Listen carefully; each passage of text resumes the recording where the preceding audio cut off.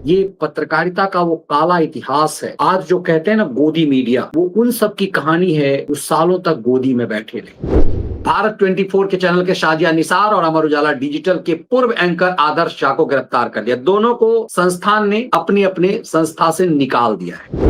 के बारे में जो अक्सर कहा जाता है, मैंने कई बार कहा कि मेरा सनसनीबाज जब मेरा संपादक था तो कहा करता था कि टीवी में पढ़े लिखे लोगों की जरूरत नहीं है, क्योंकि वो खुद अनपढ़ था। अनपढ़ मतलब बौद्धिक रूप से विकलांग था। आज भी अपने शो से वो साबित करता है। दरअसल टीवी पत्रकारिता करना आसान नहीं है, बहुत खर्चे होते हैं। घाटा में रहकर कई टेलीविजन चैनलों को सहारा संस्थान और जिस मैं संस्थान में मैं काम करता था, कहते हैं उसे भूमि माफिया था। नमस्कार, कैसे हैं आप? पत्रकार का काम है खबर देना, लेकिन जब पत्रकार ही खबर बन जाए तो? दरअसल टेलीविजन पत्रकारिता के दौर में एक्टिंग, ड्रामेबाजी, जोकरपना, मदारीपना ही पत्रकारिता बन गया। अभी सोनम रघुवंशी के मामले में टेलीविजन चैनलों पर जो आप देख रहे हो, पत्रकारिता का गिरता हुआ स्तर है।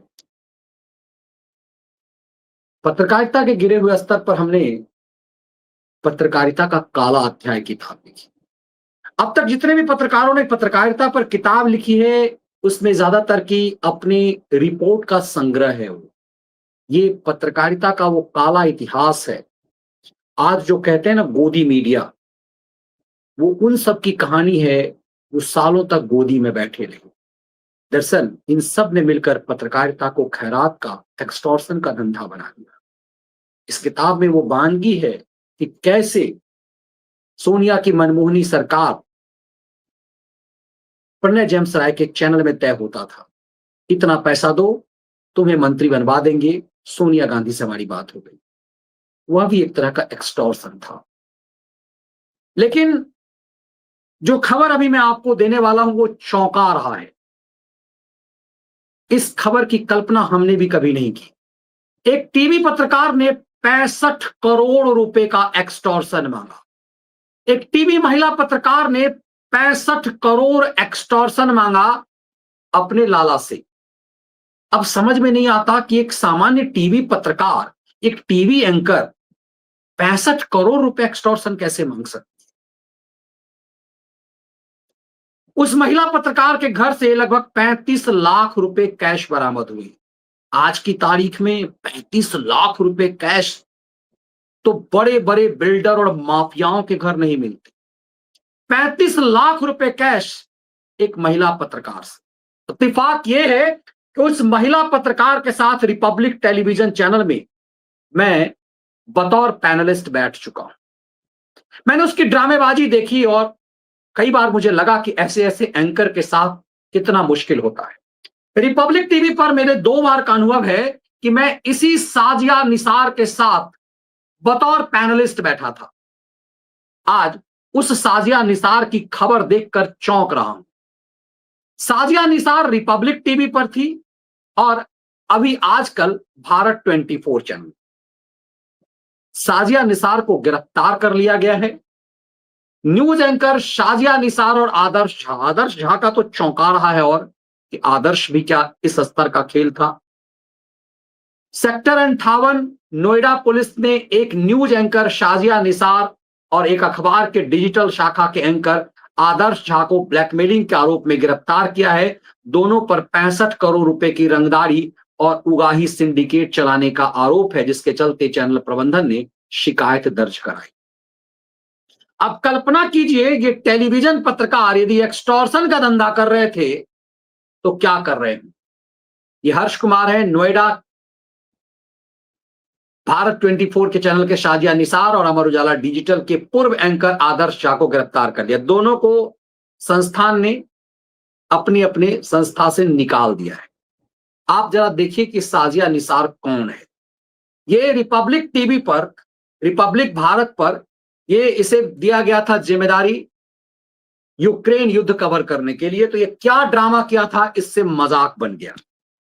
ऐसे ऐसे पत्रकार, पता नहीं इससे पहले कहीं टेलीविजन पत्रकारिता का कोई अनुभव था या नहीं था, लेकिन इसके साथ मेरा 2 बार का अनुभव है। रिपब्लिक टीवी पर मैं बतौर पैनलिस्ट था तो दो बार इसके साथ मेरा अनुभव है कि यही एंकर थी।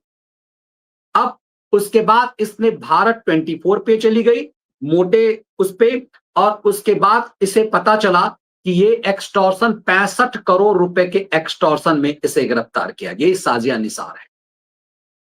अब सोचिए, ऐसी ऐसी महिला एंकर बन गई, पत्रकार बन गई, तो फिर पत्रकारिता का स्तर कैसे क्या रह जाएगा। महत्वपूर्ण यह है कि इन चैनलों के दावा किया जा रहा है जो चीजों को, कि नोएडा कमिश्नरेट पुलिस ने तो अलग अलग निजी मीडिया संस्थानों के 2 पत्रकारों को गिरफ्तार कर दिल्ली की अदालत में, जिला अदालत में पेश किया।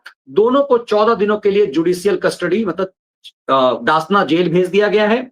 थाना सेक्टर 58 पुलिस ने एक न्यूज एंकर शाजिया निसार और राष्ट्रीय अखबार के डिजिटल विंग के एंकर आदर्श झा को सोमवार को गिरफ्तार किया। शाजिया के घर से पुलिस को 34,50,000 रुपए, सोचिए 34 लाख रुपए शाजिया के घर से मिले हैं, और उसके ऊपर आरोप है कि ये 65 करोड़ रुपए इसने रंगदारी मांगे थे, एक्सटॉर्शन।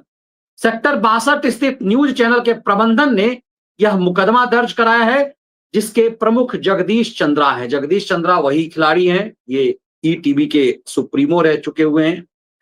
अब सवाल महत्वपूर्ण ये है कि शाजिया ने 65 करोड़ रुपए की रंगदारी क्यों मांगी? कोई इतना बड़ा रंगदारी क्यों मांगेगा? क्या मैनेजमेंट का या कुछ ऐसी चीजें हैं जिसके बारे में उसे जानकारी थी? क्या शाजिया ने पत्रकारिता छोड़ करके एक्सटॉर्शन का धंधा ही करती थी, या फिर पत्रकारिता में एक्सटॉर्शन का धंधा करने वालों की ही जगह हो गई है? इससे पहले मुझे याद नहीं आता कि एक्सटॉर्शन में किसी को गिरफ्तार किया गया। वैसे सुधीर चौधरी को जी न्यूज में, जब सुधीर चौधरी थे तो उन्हें एक्सटॉर्शन के मामले में गिरफ्तार किया गया था। खुलेआम कैमरे पर वसूली कर रहे थे, और फिर सुधीर चौधरी एक्सटॉर्शन, तिहाड़ रिटर्न सुधीर चौधरी आज दूरदर्शन की शोभा बढ़ा रहे हैं। आज तक में लंबे समय तक आज तक में भी रहे, लेकिन उसी जी न्यूज ने जिस न्यूज पर एक्सटॉर्शन कर रहे थे, उस एक्सटॉर्शन वाले जी न्यूज पे ही वो लंबे समय तक सुप्रीमो रहे। माना जाता है कि वो चैनल के लिए काम कर रहे थे, एक्सटॉर्शन वो अपने लिए नहीं कर रहे थे। लेकिन शाजिया निसार एक्सटॉर्शन किसके लिए कर रही थी, ये महत्व है। 65 करोड़ रुपए रंगदारी एक न्यूज एंकर किसी से क्यों मांगी? कई आरोप लगाए जा रहे हैं कि सेक्सुअल हैरासमेंट के भी आरोप लगाकर के वसूली किए जा रहे थे। तो सवाल ये कि इसका शिकार कौन हो रहा था, कौन शिकारी था? तब यह समझ में आता है कि इस तरह टेलीविजन पत्रकारिता क्यों ऐसे मदारी और मवालियों का पेशा हो गया है। तब आपको समझ में आएगा कि टेलीविजन पर ये राजा रघुवंशी, सोनम रघुवंशी जैसा मामला इस तरह से उछाल मार क्यों होता है, और व्यूअरशिप इसी को क्यों मिलते, इसी तरह की खबर पर क्यों मिलते, इसी फर्जीवाड़ा पर क्यों मिलते। शाजिया निसार की गिरफ्तारी सिर्फ एक वानगी है। टेलीविजन पत्रकारिता एकदम से बॉलीवुडिया खेल हो चुका हुआ है। जिस तरह से बॉलीवुड में ग्लैमर है, वैसे टीवी पत्रकारिता ग्लैमर का खेल होगा। टीवी पत्रकारिता में टीवी एंकर्स के बारे में जो अक्सर कहा जाता है, मैंने कई बार कहा कि मेरा सनसनीबाज जब मेरा संपादक था तो कहा करता था कि टीवी में पढ़े लिखे लोगों की जरूरत नहीं है, क्योंकि वो खुद अनपढ़ था। अनपढ़ मतलब बौद्धिक रूप से विकलांग था, आज भी अपने शो से वो साबित करता है।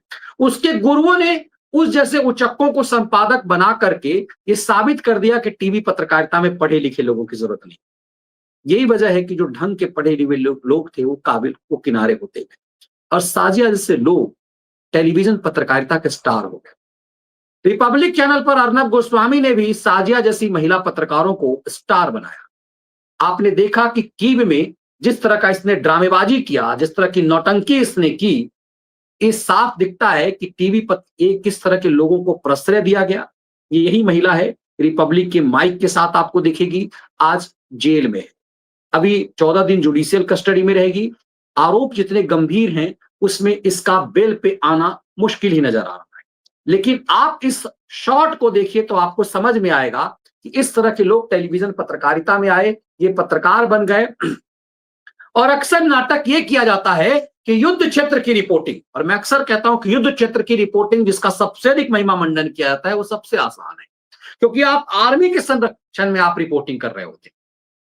इस महिला ने एक स्कूल के सामने खड़े होकर के जिस तरह की ड्रामेबाजी और झूठ का पैमाना किया, इसका प्रमोशन हुआ। एक टेलीविजन चैनल तो ऐसा है जो युद्ध ही बेचता रहा, और युद्ध से लौट करके आए अपने जोकर और मदारी पत्रकार और कैमरामैन को कार भी गिफ्ट किए गए। तब समझ में आता कि ये इस तरह की पत्रकारिता कैसे हुई कि एक पत्रकार 65 करोड़ रुपए का एक्सटॉर्शन मांगे। ये सिर्फ साजिया निसार का मामला नहीं। क्या ये एक्सटॉर्शन का धंधा, क्या सेक्सुअल हैरासमेंट और एक्सटॉर्शन का ये धंधा अब पेशा दर पेशा हो गया है? दरअसल बॉलीवुड के नकल में स्टार बनने की मंशा ने ऐसे ऐसे लोगों को साख के इस पेशे में एंट्री करा दी जिसका धंधा कुछ और था। और जब ऐसे लोगों को आप इस धंधे में उतारते हैं, धंधा शब्द का इस्तेमाल करते हुए बड़ा बुरा लग रहा है, जब ऐसे लोगों को आप पत्रकारिता जैसे धंधे में उतारते हैं तो फिर वो धंधा बना देता है। शाजिया निसार का मामला, पुलिस ने यदि इसे गिरफ्तार किया होगा तो यूं ही नहीं गिरफ्तार किया होगा। इसके घर से लगभग 65 लाख रुपए कैश मिलना ये बताता है कि मामला बहुत गंभीर है।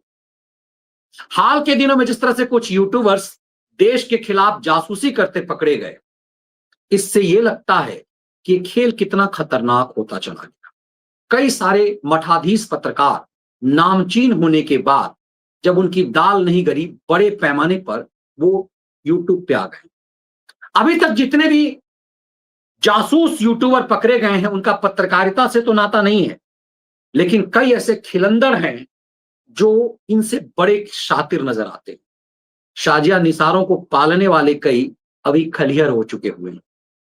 अब महत्वपूर्ण ये है, इस बात की जांच ये चौंका रहा है, अभी तक बहुत कुछ रहस्य खुल नहीं पा रहा कि आखिर एक महिला एंकर 65 करोड़ रुपए सेक्सुअल हरासमेंट के मामले में भी 65 करोड़ रुपए कोई क्यों मांगेगा?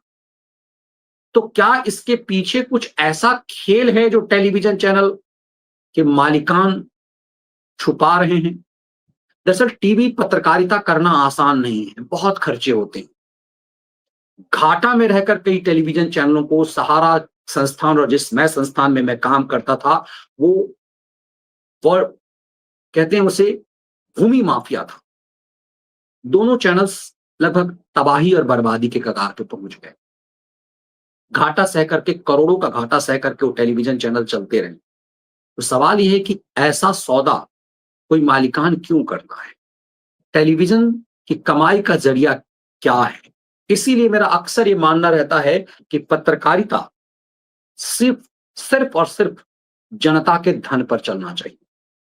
जिस टेलीविजन चैनल को, जिस यूट्यूब चैनल को जनता का एक एक रुपए का यदि मदद है तो सिर्फ वही चलना चाहिए।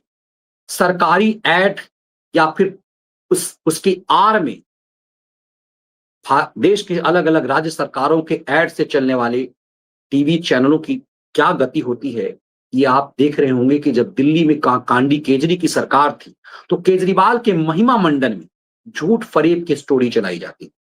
आज केजरी की सरकार दिल्ली में नहीं है, केजरी की बेटी की शादी हुई, किसी टेलीविजन चैनल पे कानो कान खबर नहीं, क्योंकि टीवी चैनलों को, उसके मालिकान को केजरी से मतलब नहीं था, केजरी द्वारा मिलने वाले माल से मतलब था। आज केजरी के खैरात पर पलने वाले, उसके पार्टी को कवर करने वाले कई पत्रकार खलिहर हो चुके हुए, तो वो घूम घूम करके दिल्ली में चल रहे बुलडोजर के खिलाफ मुहिम चला रहे हैं और पब्लिक से ये बाइट दिलवा रहे हैं कि केजरीवाल की सरकार ही अच्छी थी। दरअसल इसको कनेक्टिंग चीजों से जोड़िए। टीवी चलाना वैसे ही मुश्किल होता है, बहुत खर्चे आते हैं, इसीलिए टेलीविजन चैनलों पे खैरात बांटने का खेल होता है। उसके लिए टीवी पर कई महिला पत्रकार रखने का सिलसिला शुरू हुआ। महत्वपूर्ण ये है कि शाजिया निसार का ये धंधा कब से चलता था। महत्वपूर्ण ये है कि 65 करोड़ रुपए एक्सटॉर्शन एक सामान्य पत्रकार, एक सामान्य टीवी एंकर कैसे मांग रही थी? इसके ऊपर के तार, नीचे के तार कहां तक जुड़े हुए? क्या पत्रकारिता जैसा पवित्र पेशा इस स्तर तक आ गया है? क्या इसीलिए पूरा ये पेशा मदारी और मवालियों का खेल हो चुका हुआ है? शाजिया निसार ने कई रहस्य खोलने की अवसर दिए हैं। उम्मीद की जानी चाहिए जब वो बेल पर आएगी तो बहुत कुछ खोल पाएगी। उसमें आदर्श झा का नाम मुझे ज्यादा चौंका रहा है। अब ये सब जुडिशियल कस्टडी में, पुलिस को चार्जशीट दाखिल करके बहुत सारे सच बताने। पत्रकारिता एक ऐसा पेशा है जो दूसरों की खबर देने का पेशा है। अब की बार खुद पत्रकार खबर बने हैं, वो भी एक्सटॉर्शन धंधे, सेक्सुअल हैरासमेंट के नाम पर कहा जा रहा है। लेकिन क्या सेक्सुअल हैरासमेंट के नाम पर 65 करोड़ रुपए मांगे जा सकते हैं? क्या ये धंधा कुछ और है? इसके तह तक जाने की जरूरत है ताकि पत्रकारिता की साख बचाया जा सके। ये वीडियो विश्लेषण और इसके कंटेंट यदि आपको पसंद आए तो वीडियो को लाइक और शेयर कीजिए। बेल आइकन आप जरूर दबाइए ताकि आपको नोटिफिकेशन मिले, और ज्वाइन बटन के साथ आप मेंबर जरूर बनिए। ज्वाइन बटन नीचे रहता है जिसके माध्यम से आप मेंबर बन सकते हैं, और खैरात के खिलाफ स्वतंत्र पत्रकारिता में आपका गिलहरी सहयोग की जरूरत है ताकि इस तरह के फ्रॉडों से पत्रकारिता के पवित्र पेशे को बचाया जा सके। सोचिए, 65 करोड़ का एक्सटॉर्शन एक महिला पत्रकार साजिया निसार कर रही थी। दिमाग की बत्तियां हिला देने वाला है ये पूरा ये पूरा रिपोर्ट दिमाग की बत्तियां हिला देने वाला है।